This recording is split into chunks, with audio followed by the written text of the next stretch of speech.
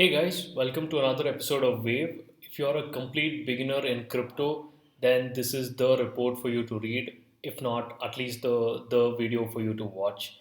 So if you know nothing, then we'll take you from zero to at least knowing the ABC of crypto by the end of this video. For more great content, please like and subscribe this channel. Now let's get straight into this report and see what they're up to.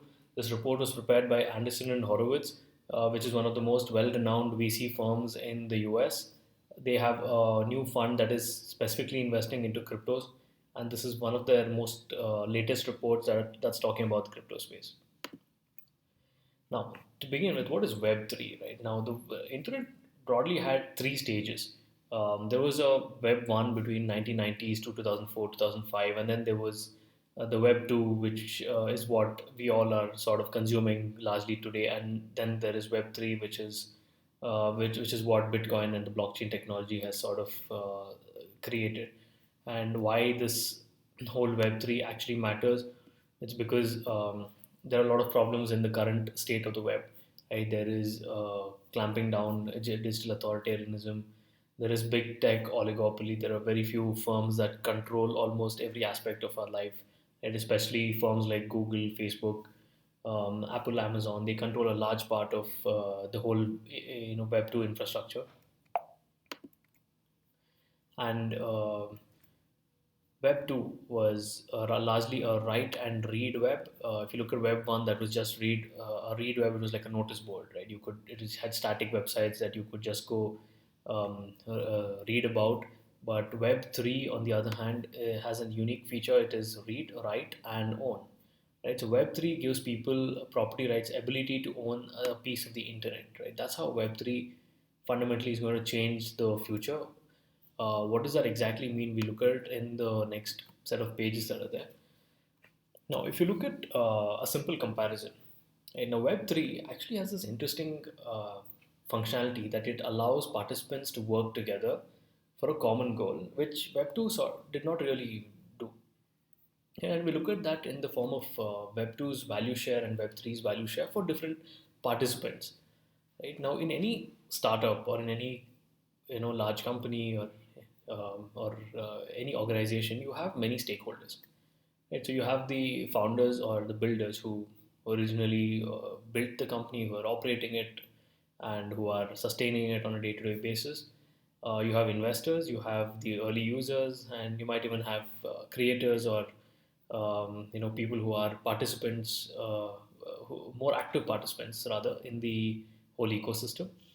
Now, if we take like Instagram, for instance, creators are all the influencers. Users are people who are just scrolling through, maybe putting up an occasional post. The builders, the original founders of Instagram.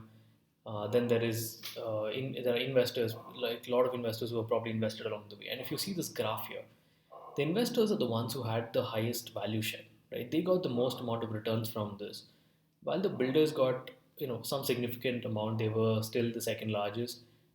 Creators got a measly amount, and users got pretty much nothing. You imagine if you were like one of the first users of Amazon or one of the first users of any startup that you can think of. What did you really get? Like you were the first user, you told your friends who told their friends, and that's how you helped the company grow. But what did you really get? You got nothing except maybe a discount or something for using it for the first time, but beyond that, you probably didn't get anything. But Web3 has a different approach to this. Web3 really monetizes everybody, puts everybody on a single path.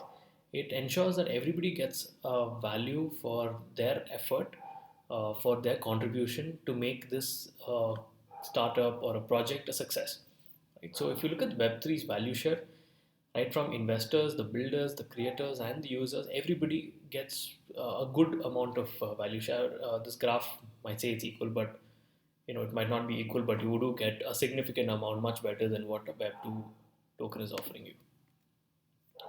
So what is the problem really with Web 2? In Web 2, you have centralization, right? Everything is controlled in single points. Like if to take a very cliche example of a centralized organization, it could be central banks that are issuing the currencies and regulating the monetary policy of countries around the world. Now, if the central bank fails or it becomes corrupt, like what we see in many countries, or due to any reason, like let's say war or because of some external calamity, like what's happening in Ukraine, for instance, where the central bank isn't able to do its daily functions, even that can lead to a point of failure. And in most centralized organizations, there are single points or at least a limited set of points of failure, and these are controlled also by these limited set of points, and that can lead to a breakdown of the entire system, or that can even lead to authoritarianism and corruption and so on. However, distributed system, um, it's usually resilient. Right? Now, imagine Bitcoin is a network spread across the world. If there is a war in Ukraine, does not really mean that the Bitcoin network will just collapse. However, the central bank of Ukraine might face problems operating on a day-to-day basis. Right? That's how a centralized network is resilient, it's equitable, and it's participatory. Now, there's something called cycles of innovation, something I watched in another YouTube video where I think a partner of Anderson Horowitz was talking about this. It's very interesting how in the crypto market, so it usually starts with price. Price is the leading indicator. So price attracts interest, right? So as the price increases, there are more people curious. Even if you don't know what Bitcoin is, or you don't know, many of you might not even know what some of these tokens are, but you would have actually gone on to buy it. Right, I have when back in the days when I also probably did not have too much understanding of it, but I still did go and buy it out of curiosity. So price usually attracts people, which generates some interest. And once there is interest, once you have skin in the game, now you have to really understand what's going on. So you will come up with some new ideas, and these new ideas usually lead to new startups and projects, which lead to an increase in price again, and the cycle continues. So the crypto market is sort of going around in these cycles. And if you look at various activities, right? For instance, the global crypto market, the developer activity, the startup activity, and the social media activity. If you just look at them from wave one, wave two, all the way to wave four, which is broadly from 2011 to 2012, you can see that as the global market caps or the price and which in turn results in market cap, as that has increased over a period of time, you can correlate that to what was the developer activity. So developer activity was sort of a lagging indicator.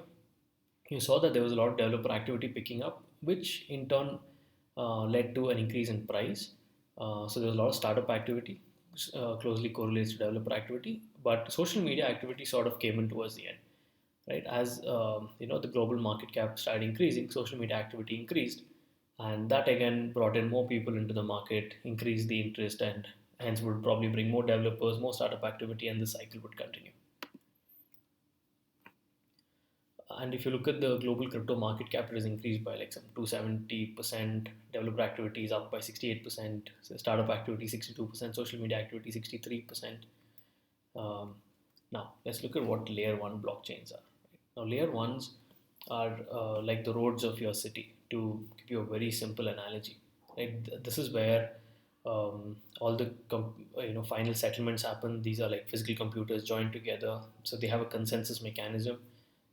So based on the consensus mechanism, settlements are done, and on top of these layer ones, so layer ones are like Ethereum. Right, on top of these layer ones, layer twos are sort of built.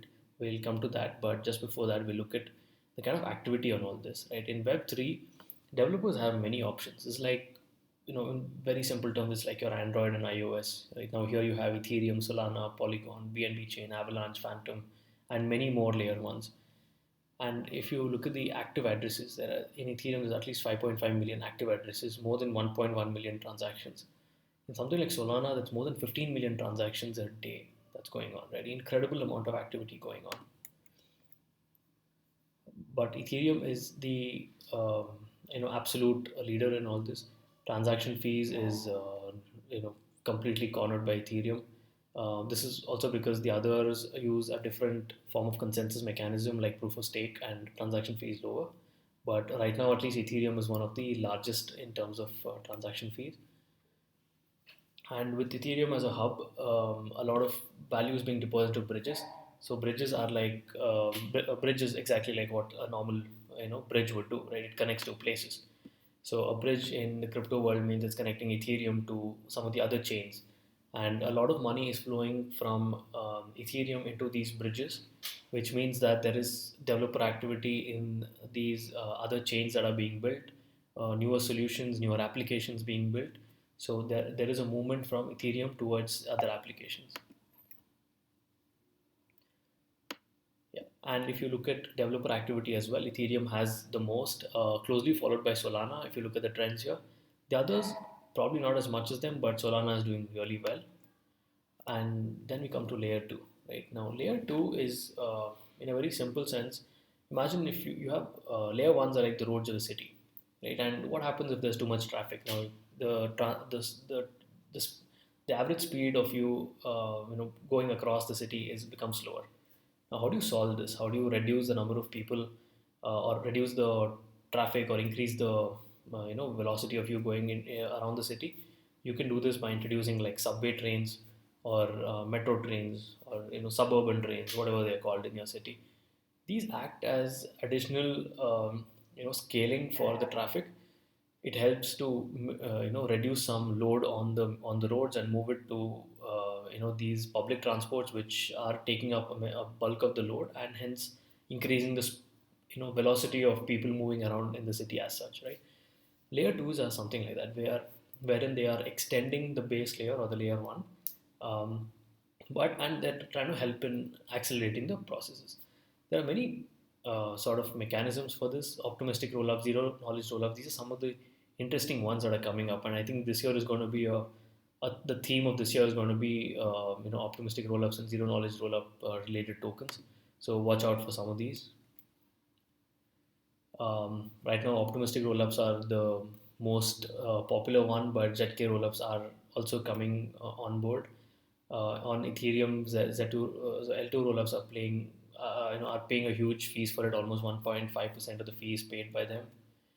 And L2 rollups are competing against each other to bring down transaction costs, which means eventually uh, this will this will go on coming down to make it more user friendly. It becomes easier for more and more people and more population to get into this, so driving adoption.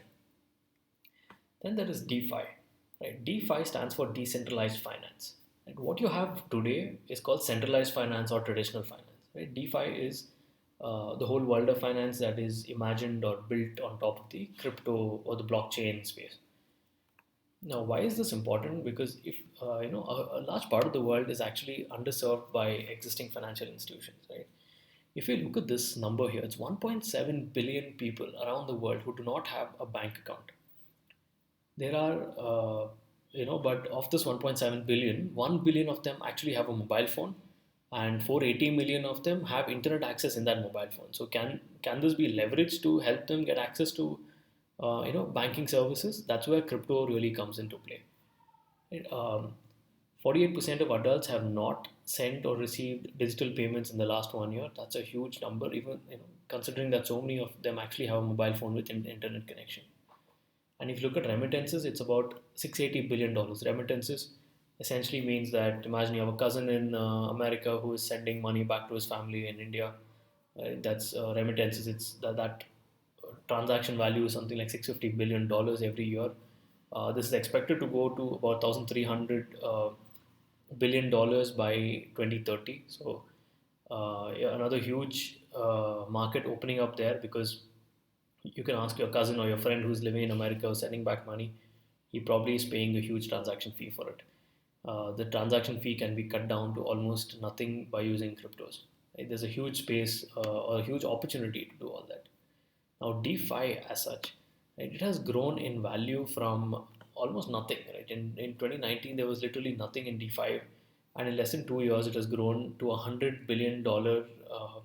In terms of the total value locked in it, actually more than that, it's more than $200 billion.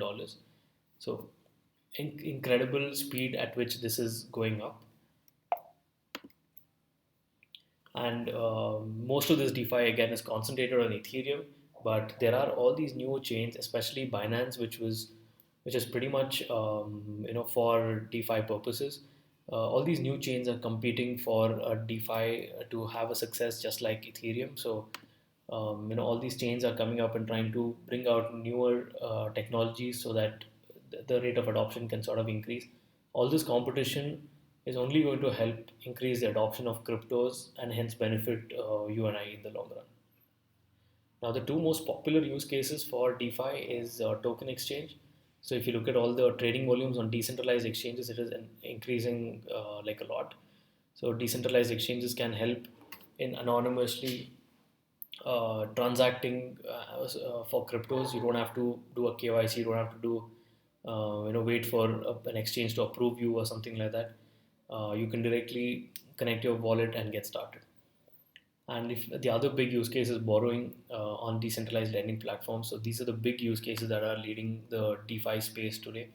There are many other use cases that are coming, like prediction markets, insurance. So very interesting things coming about. And probably one of the biggest things that is going to happen this year is proof of stake coming to Ethereum. When this happens, transaction speeds on Ethereum can significantly go up. The transaction cost can significantly come down. This will greatly increase Ethereum's usability, which means more and more apps will start getting built, and probably the value of Ethereum will also go up. Now, if you consider D5 as a bank, under in terms of the assets under management, then DeFi would probably be the 31st largest US bank.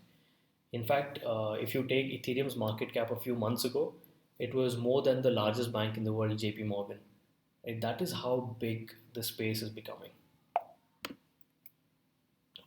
Another important concept in this space is stable coins. So, what are stable coins?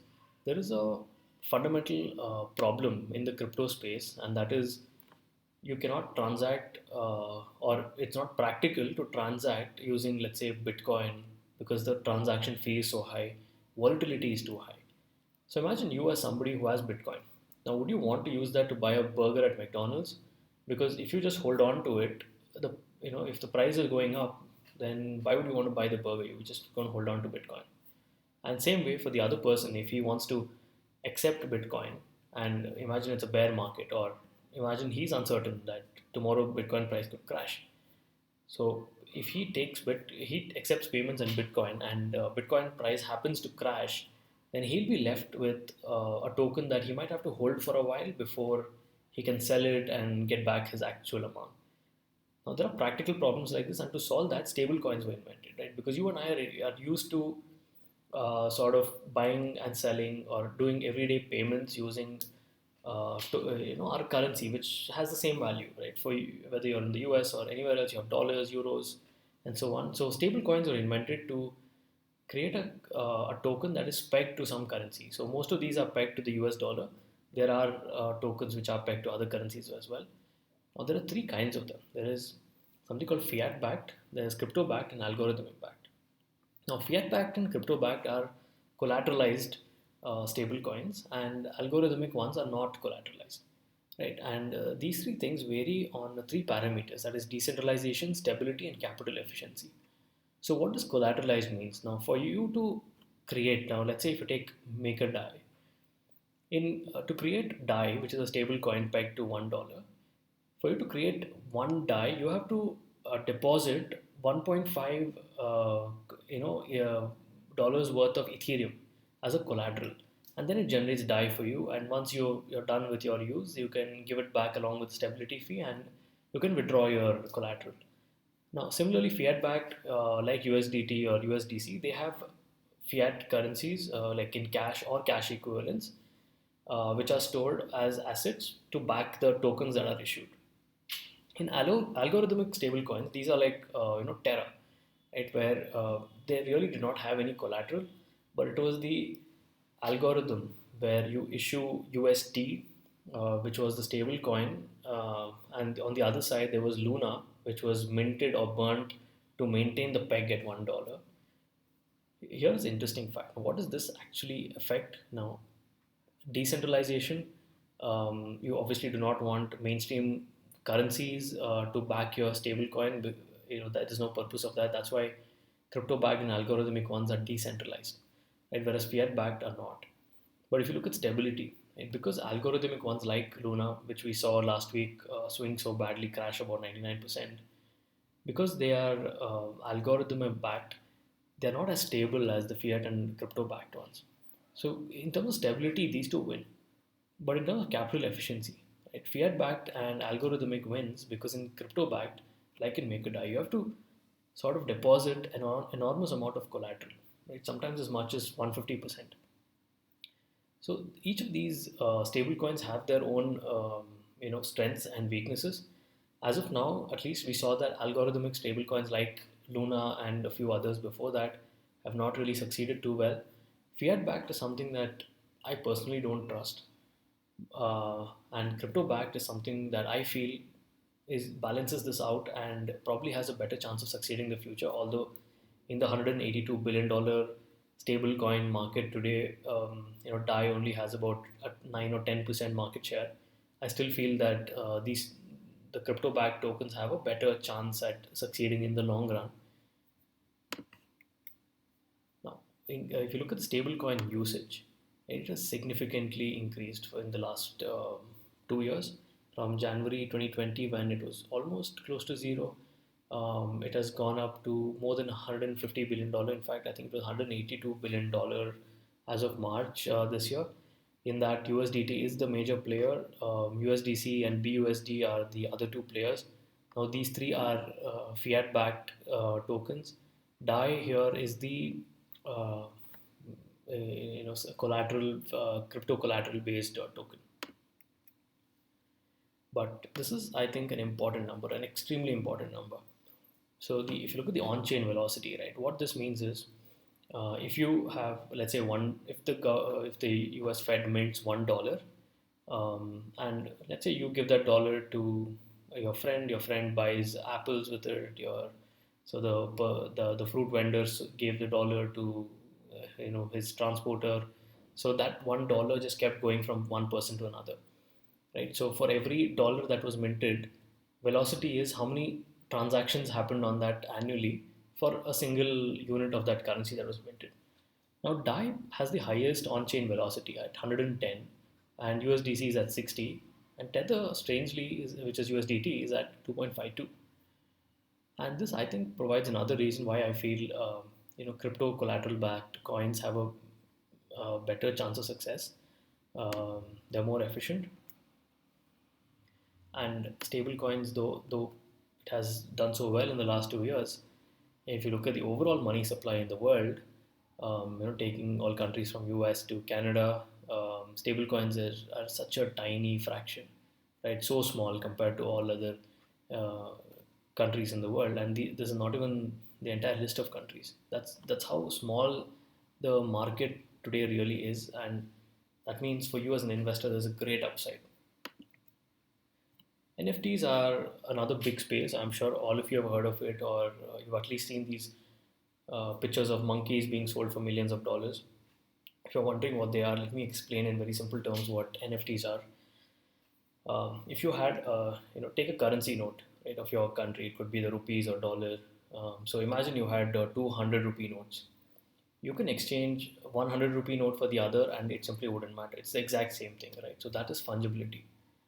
Now, if I were to get a celebrity to sign on, one of the notes, one of the 100 rupees notes, now you wouldn't exchange that just like that, because now that 100 rupees note that has the signature of a celebrity is no longer same as any other 100 rupees note in the world. Right? Now suddenly this 100 rupees note became non-fungible. And where does the token aspect of it come in? Well, if you are able to mint a token on a blockchain to prove the ownership of that note to, let's say, you, then that becomes an NFT. Right? So this is in short what an NFT really is. And there are different categories in this, so not all NFTs are the same, right? While the bare bones concept is what I just explained to you, NFTs are used for many purposes, like profile pictures. Right now, these are images that are used to that are displayed on social media, for instance, that represent your online identity. Then there's art and music, so you can artists can mint their songs as an NFT. There's gaming. Now, gaming has an amazing use case for this. So my brother is a crazy gamer, and I'm sure if you know a gamer, they are playing all day long, and they're so crazy about things, especially in-game things, that these gamers actually pay for things. Right? Last year, gamers spent more than $50 billion on buying items that are in the game. And these items could be like hats, swords, some skins and whatnot. In fact, my brother got a skin as a gift in for his birthday. So imagine putting these things onto an NFT. So if a sword in your game can be made turned into an NFT, then you can have a marketplace where that gamer can sell a sword. There's something called smart NFTs where if that sword is like accumulating experience points over a period of time, then somebody's actually willing to pay a higher amount for that. The property of that sword is changing as you use it, right? So there are very interesting plays in this space in the gaming sector.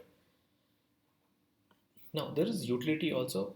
For instance, an NFT can be used to grant special access, like a ticket to a concert can be an NFT, right? And with that NFT, you can, gain entry into the concert.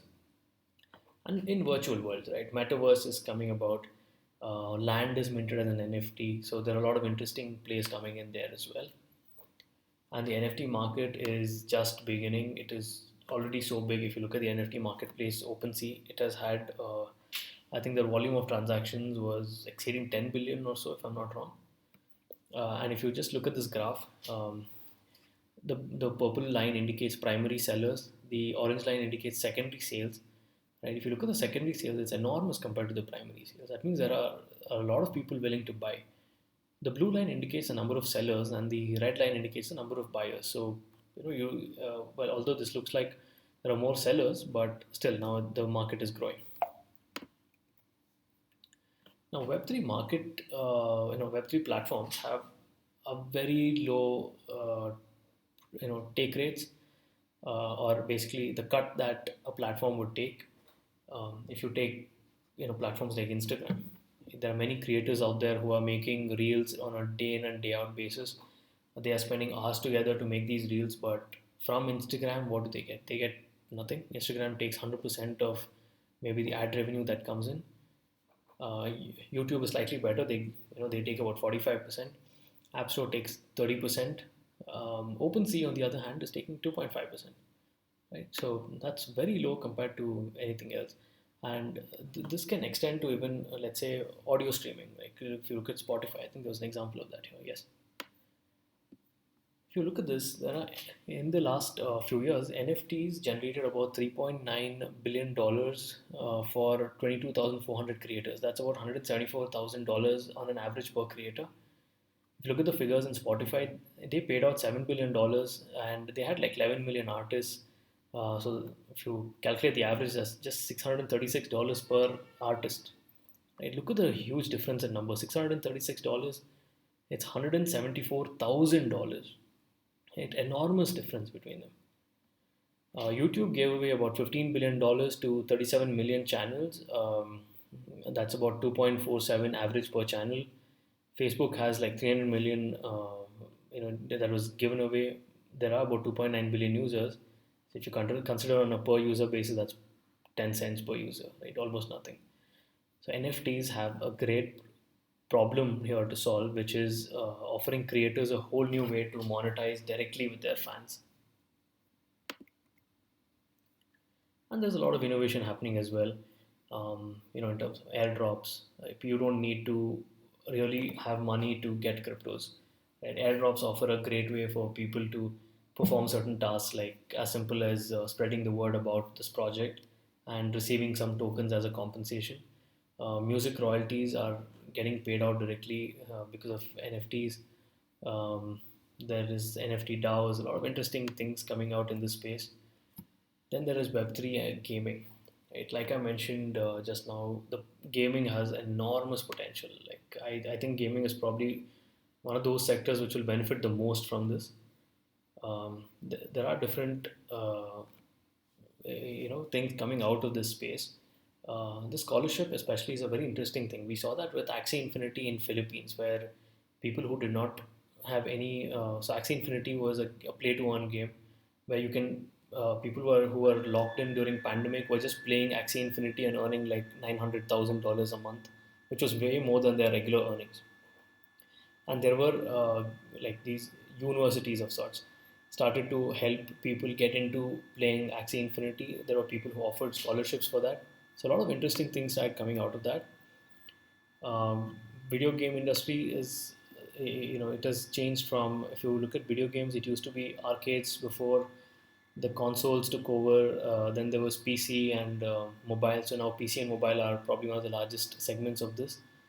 If you look at recorded music, in that it was vinyl tracks and cassettes, CDs. Then there was digital, in terms of own digital, in terms of streaming, like a Spotify today. All these have come into the other different eras in the recorded music space.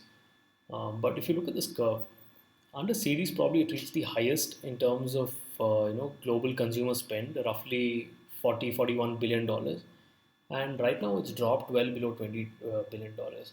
So the music industry has lost so much money, from the change of technology, and artists are earning in different ways, but the music industry has lost a lot, and I think NFTs offer a new chance for the artists actually to make more money, and maybe even for other players.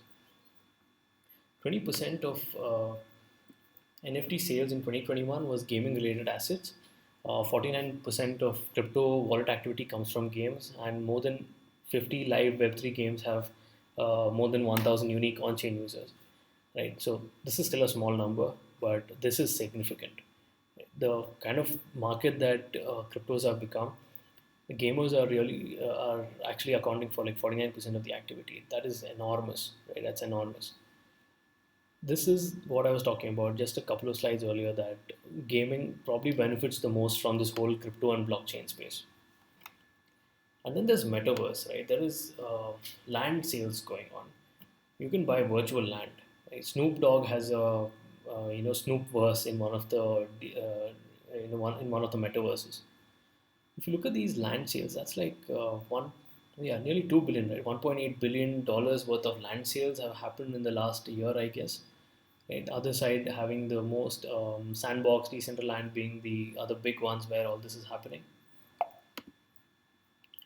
Then we come to this concept of DAOs. Right? DAOs are really revolutionizing how governance of you know projects are run. So, what does your average company look like? Your average company probably has a CEO and a board of directors, and some sort of an management structure. It is hierarchical, and you don't know, like if you are at the bottom of the pyramid, you don't know what decisions the top management is taking. You don't know why they're taking it, so it's not really transparent. And maybe it's centralized or localized to certain regions in the world. DAOs are not like this. DAOs are better ways to govern for any organization, for any initiative. It is loose. It involves everybody. Even if you hold like one token, you can still go and vote on certain proposals. It's very transparent, and it's global, of course. And if you look at this graph, DAOs have now accumulated more than $10 billion of treasury assets under management. Um and a large part of this is, of course, the protocol's native governance token. But what really is important, or the real impact of this, is right here. Right? DAOs make it easier for each of you who own that token to take part in the decision making process. Right? And there have been more than 56,000 decisions made using voting by the members of the DAO. More than 3.54 million votes have been cast. There are 657,000 active voters and proposal makers. So it is really changing the way how organizations are run, companies are run, and maybe even countries are run in the future. Now, crypto is already making a huge real world impact. There are numerous examples of crypto tokens being used in the real world, but I think what really interested me was this graph. If you look at this graph, what it really shows you is the number of internet users. This orange line is the number of internet users. This purple line is the yearly transacting addresses. The light purple is one with zero point zero 0.01 ETH, and the lightest purple is the one where there's monthly transacting addresses. But let's just take the dark purple one. Now, if you look at this number, if you look at this graph and you follow that with the orange line curve, right, against two different time spans, the growth of the internet in the 1990s onwards is very similar to the growth of the yearly transacting addresses, or the growth in, or that right, roughly translated to the growth of crypto. And we are just in the early stage, right? It is just like 1995 or 1996 in the internet world. That's how early we are in Web3. Probably just 5 or 6 years into the internet look like this. Um, we are that early in the Web3 space. We have a long way to go. If you are watching this video, you're one of the early, early adopters or the early investors. Probably, if you own one of these assets. So, if you think Bitcoin is expensive or any of these tokens are expensive, then think again. A large majority of the world is probably not even aware that there's something like this, but they will, majority of them will be impacted by it. There'll be millions of lives touched by it in the next few years, and I feel that's where this graph should really hit you. That you should know that this is, you are early, and you taking any decision in the crypto space today, whether it is for you to learn more about it, for you to try and make an investment in it, or maybe start developing your own blockchain and get into the space. All of this will have great impact on you because the largest wealth transfer in history is just getting started.